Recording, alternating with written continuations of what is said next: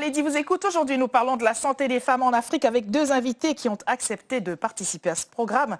Je vous en remercie, mesdames, grandement. Madame Yao Rose, bonjour. Bonjour. Vous êtes la présidente de l'association AEAA, qui veut dire Aide aux enfants autistes d'Afrique. Merci d'avoir accepté de venir parler avec nous. Et Clotilde Ouoshi, bonjour madame. Bonjour. Vous êtes ancienne ministre des Affaires sociales et de la solidarité en Côte d'Ivoire. Vous vivez désormais en France. Oui. Merci à vous d'avoir accepté de participer à ce programme. Nous parlons de la santé des femmes en Afrique. Quand on parle des femmes, bien sûr, on parle aussi des enfants. C'est l'un et l'autre. Je voudrais donc, avant que nous rentrions dans le vif du sujet, vous laisser le soin, Rose, de nous parler succinctement de votre association. L'association Aide aux enfants autistes, je l'ai créée en 2007 parce que je ne connaissais pas cette maladie. J'ai découvert quand on a diagnostiqué que mon enfant est autiste.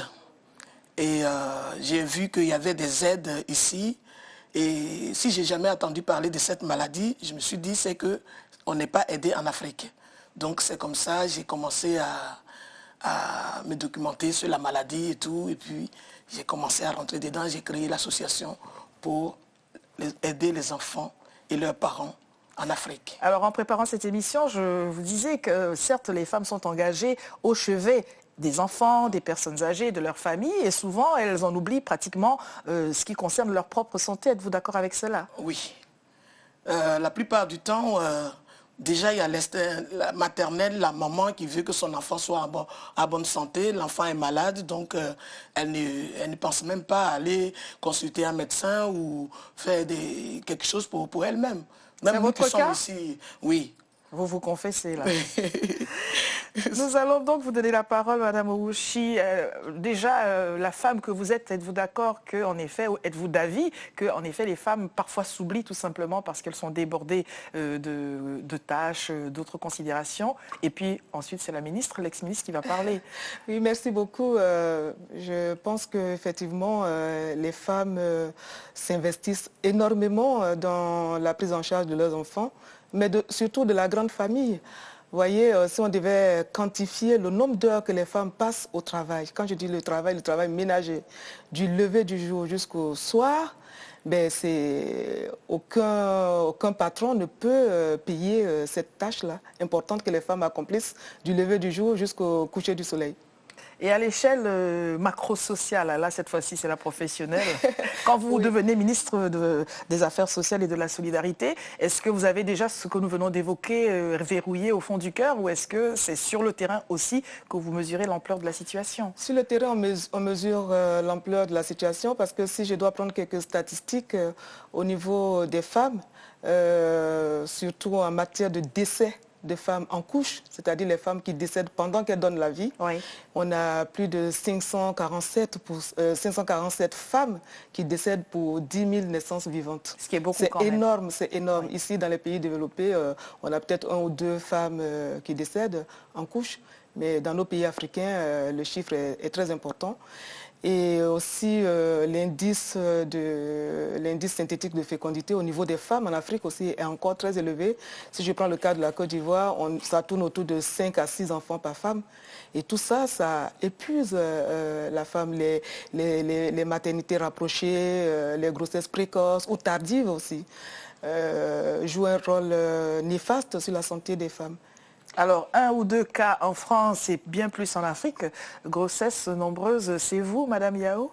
Moi, j'ai eu des grossesses nombreuses et puis ma mère en a eu 11 bébés. Donc, je sais, moi, je pense qu'on peut avoir beaucoup d'enfants et puis prendre soin de sa santé. Hein, mais en Afrique, c'est les moyens qui font que les parents, enfin nos sœurs ne vont pas souvent voir les médecins. Ils préfèrent s'occuper plus de leurs enfants que de penser à leur santé. C'est parce que tu vas mettre de l'argent dans les examens laboratoires et tout, et après il n'y a rien à manger à la maison. C'est ça qui... Surtout, je pense que c'est ça qui... Ça change la donne. Oui. Mais on peut faire la comparaison. Vous êtes maman de famille nombreuse, 5-6 enfants. Oui, j'ai 6 enfants, 3 garçons et 3 filles. Alors 6 enfants, dont un autiste, oui. C'est encore plus de choses à affronter. Oui, Et en plus, je travaillais. Donc, je travaillais la nuit, donc toute la journée, je travaillais à la maison. Et le soir, il fallait que je me dépêche de faire à manger avant d'aller au travail. Et ça, même étant ici, j'oubliais des fois d'aller faire des examens. Pour vous-même. Il faut dire une fois par an, là, c'est comme si c'était trop. Alors, comment les femmes peuvent-elles, lorsqu'on parle d'émancipation de femmes, lorsqu'on parle d'autonomisation, comment véritablement capitaliser cette autonomisation si on ne va pas bien tout simplement, et si on ne va pas bien soit parce qu'on n'a pas le temps sous d'autres cieux, là où il y a l'accès aux soins, on n'a pas le temps, comme vient de l'évoquer madame, ou parce que là où on vit, et là on va parler de l'Afrique encore une fois, il n'y a pas nécessairement les moyens, il y a les femmes qui sont dans les campagnes, et ça n'est pas dit que la case de santé soit toujours ouverte quand il y en a une. Exactement. C'est très important ce que vous êtes en train de dire. Et ce que Rose a dit tout à l'heure, moi je voudrais donner l'exemple d'une dame qui est une amie, qui est à Grenoble et qui a créé une association pour les enfants autistes également. Mais c'est vraiment des femmes courage, parce que vous voyez en Afrique, un enfant autiste est considéré comme une malédiction dans la famille.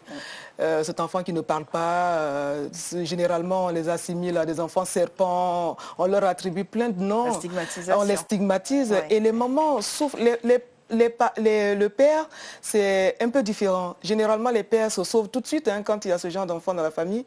Mais la mère, qui est une mère courage, elle se bat pour que cet enfant soit autonome, pour que cet enfant devienne comme les autres enfants. Et mon amie qui est à Grenoble, justement, qui a créé cette association pour les enfants autistes, Madame Mimel Espérance, elle fait partie de la catégorie des femmes que je salue, comme Rose sur le plateau, qui pour leurs enfants sont engagées. Mais alors justement, c'est intéressant de savoir si elle-même trouve le temps de veiller à sa propre santé, parce que voilà le sujet qui nous préoccupe essentiellement. Oui, parce que bon, tout est question d'organisation. C'est vrai qu'elles sont prises parce que ces enfants ont besoin davantage de soins, ces enfants ont besoin davantage d'attention. Et donc, si on y prend garde, la mère sera obligée de sacrifier elle-même sa propre santé. Si on n'y prend pas garde. Oui, voilà. Alors, avant que de regarder notre élément vidéo, j'aimerais quand même savoir, à vos avis respectifs, laquelle des pathologies pour vous aujourd'hui serait la première à prendre en compte si vous aviez une baguette magique, femme engagée que vous êtes chacune. Qu'est-ce qu'il faudrait commencer par résoudre? On parle là des maladies qui concernent les femmes souvent en Afrique. Moi, c'est le sida. Oui. Le sida, les gens minimisent vraiment encore. Il y a encore des familles, des femmes qui disent qu'ils acceptent des rapports sans protection. Ouais. Quand j'ai sorti mon premier disque, j'avais fait une conférence. Vous êtes artiste? Oui, j'ai fait une conférence à l'hôtel Ibis à Abidjan et j'avais invité des jeunes filles pour leur montrer des préservatifs et tout. Et il y a une gamine de 16 ans qui me disait, maman, on ne peut pas manger un bonbon avec son emballage. Oui. Et j'avais des larmes aux yeux et j'étais obligée de lui montrer ce que le sida fait et tout. Et je l'avais invitée dans mon hôtel et tout. Et après, elle a compris. Et j'avais acheté plein de préservatifs pour lui donner. Mais elle me disait qu'il y a des gens qui leur donnaient beaucoup plus d'argent pour ne pas se protéger. Donc moi, c'est vraiment le sida qui vous préoccupe? Oui, pour les femmes. Alors, ce que vous dites là est symptomatique, hein, Madame la Ministre, qu'on revienne sur ces aspects-là, parce que derrière la pathologie, il y a la précarité. Quand vous dites une gamine de 16 ans, ceci explique cela, car une gamine de 16 ans qui est dans le cadre de la négociation sexuelle, parce qu'il faut bien, elle l'a dit, hein, gagner de l'argent. Voilà ce qui attend les femmes aussi derrière la situation de santé. Voulez-vous réagir à ce point-là déjà? Oui, il y a effectivement cet aspect-là des jeunes filles voilà, qui on va le dire, hein, qui se prostituent et qui sont confrontées à la maladie. Mais il y a derrière aussi, si vous voulez, les pesanteurs sociales, les pesanteurs psychologiques, les pesanteurs culturelles. Par exemple, le phénomène de Sorora et de Lévira. Par exemple, quand un homme décède dans certaines coutumes, on ne sait pas de quoi il est mort, cette personne est décédée, mais l'épouse est donnée en mariage au frère ou à un parent dans la famille. Donc si cette personne est décédée de sida, évidemment, le virus continue de se propager. Il y a aussi le sorora qui est le fait qu'une sœur qui meurt, et effectivement, l'autre sœur épouse le mari de la défunte. Donc il y a ces pratiques culturelles-là qui aussi sont à la base, qui n'arrangent pas du tout. Et c'est très difficile, vous savez que les coutumes ont la vie dure, c'est très difficile, mais je pense qu'avec la sensibilisation, ces choses-là vont s'estomper tout doucement. Alors, autre point, et là, cette fois-ci, je vous pose la question, laquelle des pathologies, à votre avis, faudrait-il commencer par attaquer, à prendre le taureau par les cornes? Moi, je pense que c'est le sida, effectivement, Aussi. parce que les femmes sont très fragiles. Elles sont fragilisées pour des questions économiques, comme elle a dit tout à l'heure, pour les pratiques socio-culturelles dont on a parlé tout à l'heure également. Ça fragilise la femme dans la société. Et donc, je pense qu'il faut, c'est le sida. Parce que quand on regarde les taux de prévalence, au niveau des femmes, c'est plus élevé que chez les hommes. Alors, il y a le sida, mais il n'y a pas toujours eu le sida. Et on avait déjà constaté que la santé des femmes n'en était pas meilleure pour les raisons que vous avez indiquées au préalable, à savoir la possibilité de pouvoir s'occuper de soi, l'accès aux soins, les moyens, l'information. Je voudrais, si vous êtes d'accord, mesdames, vous proposer de regarder ensemble un élément vidéo qui a été tourné il y a quelques mois seulement, quelques semaines même au Cameroun. C'est donc sur la question des pathologies du cancer, hein, les cancers qui concernent les femmes. On regarde ceci, c'est donc professeur Ngonanga, on écoute. Merci professeur Ngonanga Bernadette de nous recevoir. Vous êtes chirurgien. Lorsqu'on parle des cancers en général, l'idée de la chirurgie pour les patientes notamment est telle qu'on préfère ne pas y aller parce que l'ablation fait très peur. Comment réussissez-vous à rassurer, à faire passer le message, à expliquer? Voulez-vous revenir sur comment est-ce que les choses s'articulent? Bonjour Lady Ngomang. Merci de m'accorder un peu ce temps de parole. Toute chirurgie fait peur en général. Et vous savez que le cancer est une maladie grave. Même si on a fait beaucoup de progrès ces derniers temps, ça contribue quand même à une grande mortalité dans les pays occidentaux et certainement chez nous aussi au Cameroun. Sauf que nos statistiques ne sont pas bien connues. Ce qui veut dire, et puis les interventions pour le cancer, si c'est pour guérir, sont souvent des interventions radicales. Donc un malade ou une malade qui a un cancer et qui doit être opéré présente deux choses qu'on doit résoudre. Un, déjà l'anxiété et la douleur due à la maladie grave qui est le cancer. Et l'autre maintenant à l'acte de chirurgie dont tout le monde a peur, même pour les chirurgies faites pour des maladies bénignes. Vous comprenez? Donc ça demande beaucoup de patience et aussi un doigté. Il faut discuter avec le malade, expliquer. Et en règle générale, ce n'est pas une entreprise facile. Mais la plupart des patients, en tout cas moi j'opère beaucoup les malades qui ont le cancer. J'opère les cancers du sein, j'opère les cancers des poumons, j'opère les cancers des intestins, j'opère les cancers, enfin partout dans le corps, y compris même du col, etc., etc. Tout ce que je peux opérer qui vient à moi. Ce qui veut dire que, avec le temps et l'expérience, je crois que la première chose à connaître pour le médecin, c'est que lui seul ne peut pas lutter contre le cancer. Et je reviens en arrière pour faire ce point-là, parce que la prise en charge du cancer demande la participation d'abord multidisciplinaire d'autres collègues, les oncologues, les médecins simples et les chirurgiens. Pourquoi? Parce que c'est une maladie très grave et elle est mieux prise en charge comme ça. Donc dans cette entreprise, le chirurgien est souvent à la fin. C'est-à-dire parfois le diagnostic a été posé par les oncologues ou d'autres praticiens avant que le malade n'aille chez le chirurgien. Ça facilite un peu. Voilà donc une première partie de cet entretien. On en verra peut-être un autre extrait. Vos réactions, mesdames? Oui, le cancer prend de plus en plus d'ampleur au niveau des pays africains et surtout au niveau des femmes, concernant surtout le cancer du sein. J'ai vu tout dernièrement en Côte d'Ivoire, il y avait comment on va dire ça, pas une publicité, mais je veux dire, il y avait une campagne d'information et de sensibilisation des populations sur ce phénomène-là. Le cancer est en recrudescence dans nos pays africains. Madame Ya. Oui, le cancer, on en parle beaucoup maintenant en Afrique, mais tout le monde n'a pas accès à la télé ni aux radios. Donc je pense qu'il devait y avoir un peu plus de mobilisation, que des gens qui vont dans les villages pour en parler un peu plus, parce que ça dévaste beaucoup et tout le monde n'est pas au courant de comment faire pour dépister le cancer. Alors, est-ce que ça n'est pas quelque part le rôle des artistes, hein? Vous le disiez tout à l'heure, vous travaillez, vous aviez déjà votre profession, mais vous étiez artiste en plus, oui. Et en plus vous avez 5-6 enfants, et en plus il y a un enfant qui est lourdement atteint, et en plus vous êtes une femme engagée. N'est-ce pas finalement le quotidien de toutes les femmes que d'être sur plusieurs fronts, parfois malgré elles? Oui, ça c'est vrai, mais j'ai tellement été traumatisée par la maladie d'autisme qui m'est tombée dessus et qui a dévasté beaucoup de choses dans ma tête, que je suis trop engagée sur l'autisme.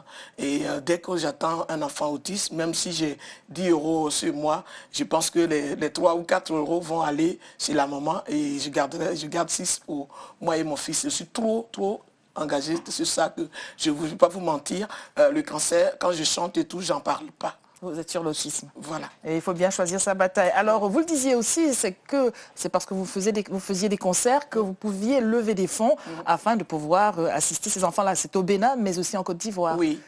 J'ai commencé par le Bénin parce que j'ai des parents adoptifs béninois et c'est là-bas j'ai vu aussi des centres.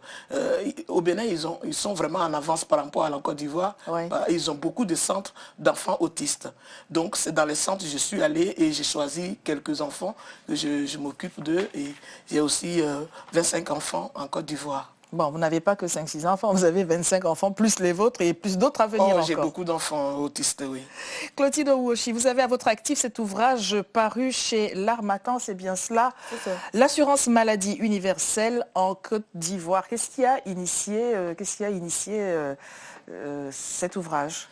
En fait, tout à l'heure, nous avons parlé de nombreuses pathologies qui sévissent encore en Afrique. Mais justement, c'est parce qu'en Afrique, nous n'avons pas de mécanisme mécanisme d'assurance maladie. C'est ce qui fait qu'on a toutes ces maladies-là qui ne finissent pas.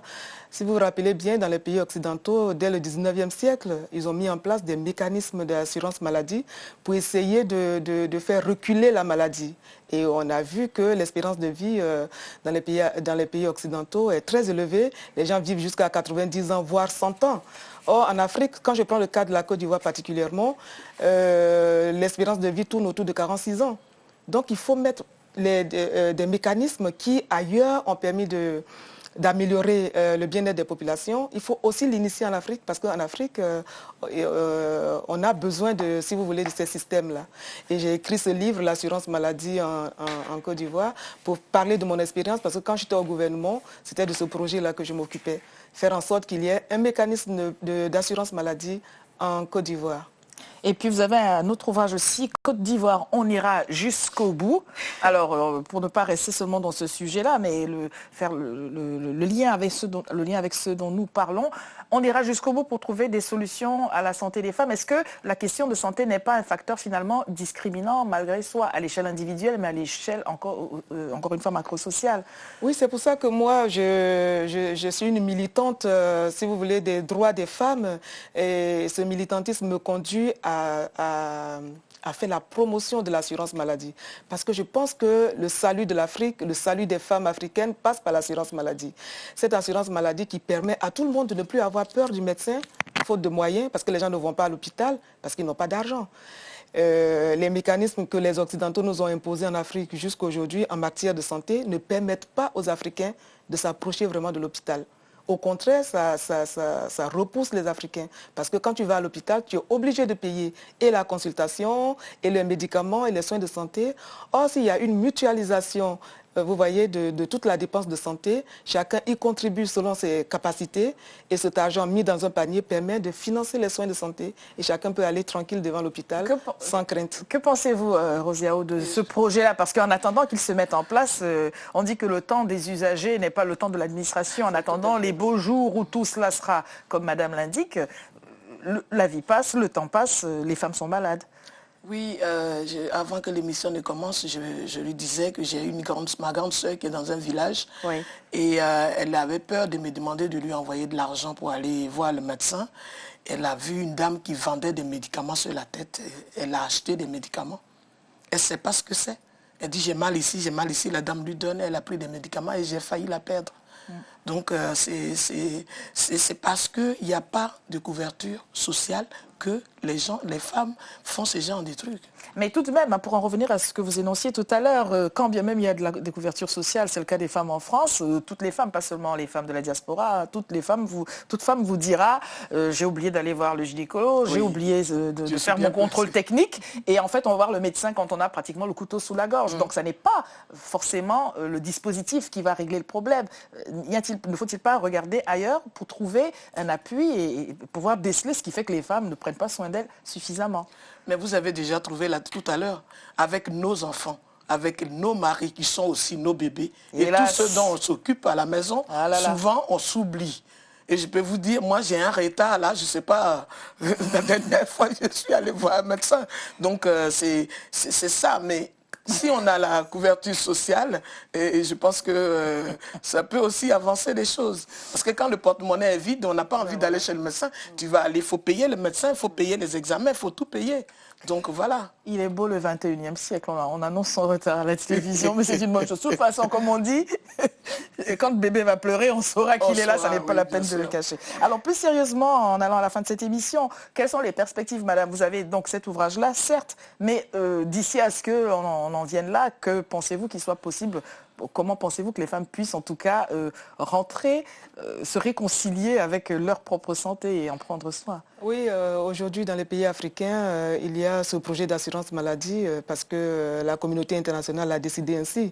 Nous, quand nous avons fait le projet en 2001, la communauté internationale était assez frileuse concernant l'assurance maladie en Afrique. On disait, comme ils ont l'habitude de le dire, hein, l'Afrique n'est pas mûre pour la démocratie, l'Afrique n'est pas mûre pour l'assurance maladie. Donc on a eu beaucoup de difficultés et le projet n'a pas vu le jour. Mais aujourd'hui, la communauté internationale est d'accord, depuis 2011, que les pays africains, les pays du Sud d'une manière générale, puissent aller, sont d'accord que ces pays-là puissent aller donc, vers l'assurance maladie. Et sur le continent, il y a plein de projets, au Bénin, en Côte d'Ivoire, il y a des initiatives qui sont prises. Mais moi, je pense, j'ai regardé un peu, dans le cadre de cet ouvrage-là, j'ai regardé un peu les projets qui sont en cours et je pense qu'on va vers une catastrophe. Parce que en voulant faire une assurance maladie copier-coller comme ce qui se passe en Occident, on court absolument vers la catastrophe. Copier-coller mal adapté. Mal adapté, parce que ce n'est pas du tout adapté à nos réalités. Et moi, je propose une assurance maladie qui est adaptée aux réalités africaines, qui est adaptée à nos coutumes, à nos us et coutumes. Et je pense que c'est la meilleure solution. C'est l'une des raisons pour lesquelles j'ai écrit l'ouvrage. Alors, us et coutumes, parlons de l'excision. Un petit mot là-dessus. Pour, contre. Contre. Oh là là, juste... Attends, ça le mot, ça vous met encore. Ça me met... Oui. J'aime pas. Mais madame disait les us et coutumes, alors comment va-t-il falloir faire pour pouvoir venir à bout de ces pratiques qui ont la vie dure? Il y a pas mal d'associations il y a pas mal de gens qui se battent pour ça et je leur tire mon chapeau, les filles, j'ai oublié le nom d'une dame là, sénégalaise, qui se bat beaucoup pour ça et je pense que ça commence à rentrer. Oui, moi je pense que ce n'est pas la force, hein. Ce n'est pas la force d'une loi ou la répression. Moi je pense que c'est la sensibilisation, etc., qui fera que ces personnes abandonneront ces pratiques-là. Moi j'ai vu, j'étais allée en Guinée il y a longtemps, et au moment de la journée internationale de l'enfant africain, ils ont projeté un film sur l'excision, mais j'ai vu les dames dans la salle qui pleuraient pratiquement parce que les filles étaient opérées, entre guillemets, à vif, hein, avec la lame rasoir et tout ça. Et c'était insupportable. Donc ça aussi c'est un combat qu'on doit mener, que les femmes africaines doivent entreprendre pour éviter que ces pratiques-là ne perdurent. Mais il y a aussi les fistules. Hein. Mais la question, oui, alors les fistules qui sont les conséquences de tout ça, parfois de la suite d'excision. Voilà, mais la question qu'il faut se poser pour finir cette émission, ne serait-ce pas de l'intériorisation des femmes elles-mêmes de certaines pratiques? Là, il y a des femmes engagées, c'est vrai, mais il n'y a pas seulement des hommes qui disent « Ah non, il faut les purifier tellement elles arriveraient sur terre impure », mais il y a des femmes qui disent, qui considèrent qu'il faut que les choses soit ainsi. Il y a cela, mais il y a d'autres pratiques encore. Et quand la santé des femmes est en péril, quand la santé des femmes est précaire, l'enfance peut être précaire. Je prends le cas, madame, vous êtes en France, vous l'avez dit, vous avez un enfant autiste, mais celles des mamans qui sont en Afrique, parfois même dans les zones urbaines, si elles ne sont pas au fait de la question, si elles ne sont pas en bonne santé elles-mêmes, comment peut-on espérer qu'elles prennent soin, on va dire, de la nation tout entière. Vous êtes sans voix. Moi, je pense que, je ne sais pas, peut-être que je vais insister encore là-dessus. Moi, je pense qu'il faut mettre en place des mécanismes qui emmènent les femmes à pouvoir aller à l'hôpital. Ce qui fait que les femmes ne vont pas à l'hôpital, on l'a diagnostiqué, on sait, c'est le fait que l'hôpital coûte cher. Si on a 1000 francs, on préfère prendre cet argent et acheter de la nourriture pour les enfants, parce que la femme, elle pense toujours à ses enfants, à son foyer. Et donc, si l'hôpital est à portée de tout le monde, les soins sont gratuits. Donc la gratuité. Oui, parce que dans les mécanismes que nous avons mis en place, les soins dans les structures de base, c'est-à-dire dans les infirmeries, dans les maternités, sont gratuits. Mais ça, c'est quand, je ne voudrais pas être pessimiste, c'est-à-dire que quand les poules auront des dents, mais en attendant, les femmes sont là, il y a des grossesses, il y a des naissances, il y a des décès malheureusement. Il faut peut-être qu'on finisse avec un mot sur les hommes. Alors les hommes dans tout cela, parce que c'est la femme qui porte le bébé dans son ventre et quand il faut le pousser pour qu'il sorte, accrocher à un arbre ou confortablement installé dans une maternité, elle va faire le nécessaire. Mais les hommes, que peuvent-ils faire pour aider? Il y a beaucoup d'hommes qui s'investissent aussi dans le foyer. On ne peut pas toujours jeter la pierre à tout le monde. Je connais des familles parce que je fréquente beaucoup de familles. Oui. Et il y a des papas qui aident. Qui sont aussi actifs que les femmes en faveur des femmes. Voilà, votre mot de la fin? Mon mot de la fin, c'est que vivement qu'il y ait ces mécanismes de mutualisation des soins de santé pour que l'Africain n'ait plus peur de se rendre à l'hôpital. Résolument ministériel, résolument ministériel jusqu'au bout. Hein, madame. Résolument ministériel jusqu'au bout. Merci à toutes les deux d'avoir accepté de participer à ce programme. Nous espérons que cela vous accompagne dans votre cheminement personnel. À demain.